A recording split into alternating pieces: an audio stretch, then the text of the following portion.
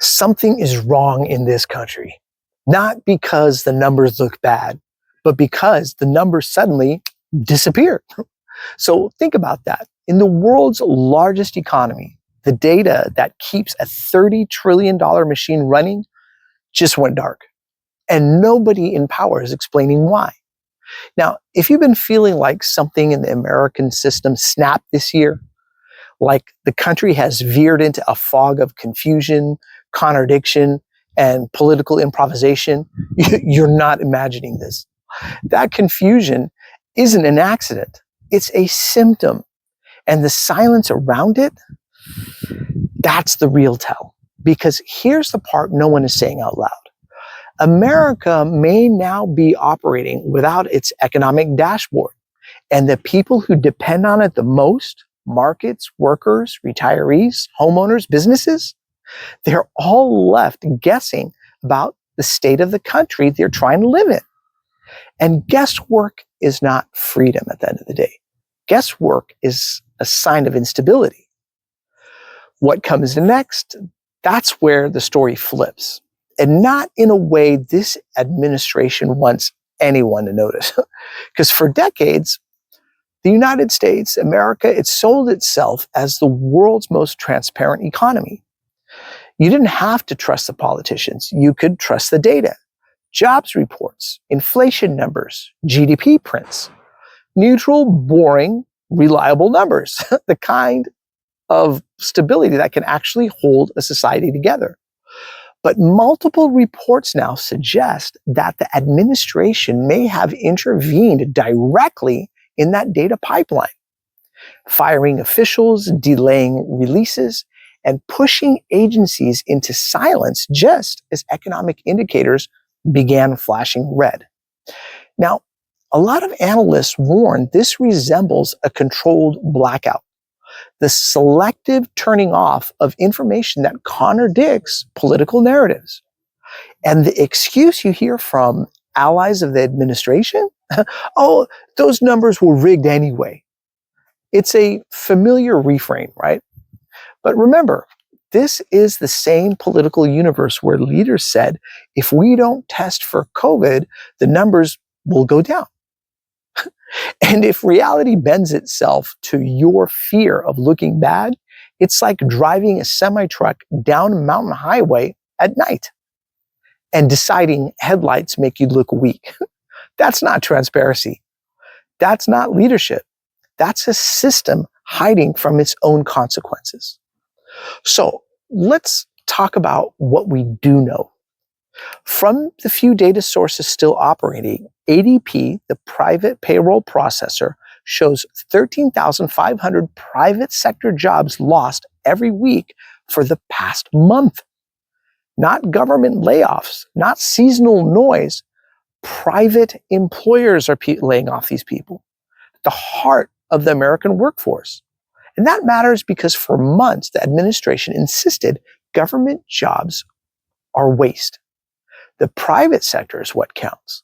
Well, the private sector is now shrinking, and that shrinkage appears to be accelerating. So economists, they're describe this moment like watching waves recede before a storm actually hits.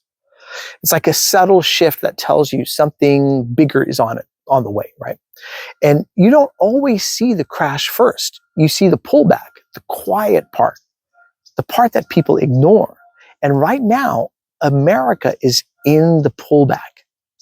And the stakes, they're not theoretical. Because when the jobs report disappears, workers lose clarity. And when the inflation report disappears, families lose context. And when the GDP report disappears, the Federal Reserve, they lose instruments. Now, imagine a pilot saying, don't worry, we don't need altitude readings. I've got a good feeling about how this is all going to go. That's not confidence. That's delusion married to power. And analysts now warn that the Fed may make its next rate decision without official national data. Millions of mortgages, rents, credit cards, car loans, all potentially influenced by A guess. And that's the part nobody wants to face. Because when the government withholds data, the market doesn't get calmer, it gets terrified. Uncertainty is a tax. Confusion is a tax. Silence is the heaviest tax of all. But let's widen the frame, because this isn't just an economic story. This is also structural.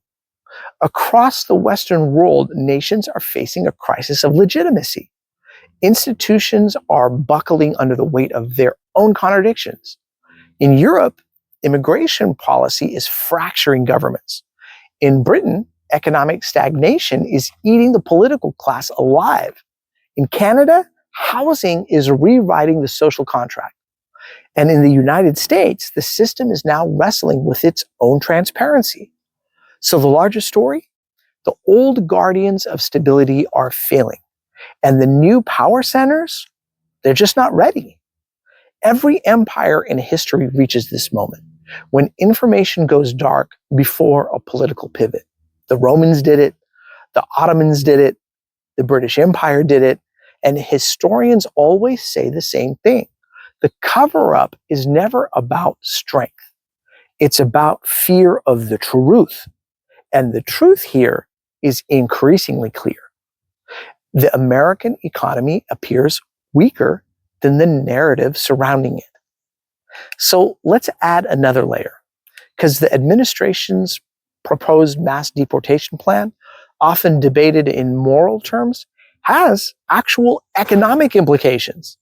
Studies from across the political spectrum estimate up to a 7% hit to GDP if carried out at scale. That's not a dent. That's an engineered recession.